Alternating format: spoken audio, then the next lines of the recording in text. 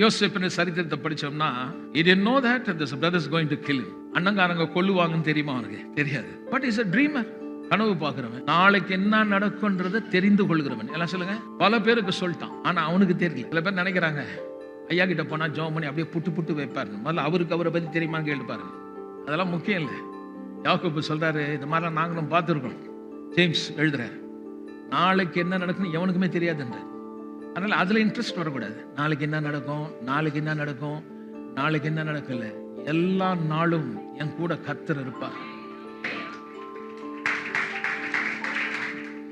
யார் மறந்தாலும் மறக்காத ஒரு தேவன் இருக்கிறார். வானத்தையும் பூமியை உண்டாக்கின கர்த்தர் என்னோடு கூட இருக்கிறார். உலகத்திற்கு காட்டிலும் எனக்குள் ஒரு பெரியவர் இருக்கிறார். என் குறைவுகள் எல்லாம் மகிமையின் ஐஸ்வரியத்தின்படி நிறைவாக்குகிற ஒரு தேவன் இருக்கிறார். எனக்கு ஒரு நல்ல மருத்துவர் இருக்கிறார். எனக்கு விசாரிக்கிற, என் மேல் கண் வைத்து ஆலோசனை கொடுக்கிற ஒரு கர்த்தர் இருக்கிறார். எனக்கு தெரியும், என் வலது கையை பிடித்து எனக்கு துணை நிற்கிறவர் இருக்கிறார். எனக்கு ஆலோசனை கொடுக்கிற ஒரு கர்த்தர் இருக்கிறார். ஆகவே நாளைக்கு என்ன நடக்கும் என்பதை குறித்து நான் கவலைப்பட வேண்டாம்.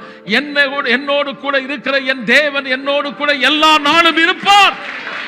That's why I'm more confident. பிரச்சனை வர்றது நல்லதுங்க.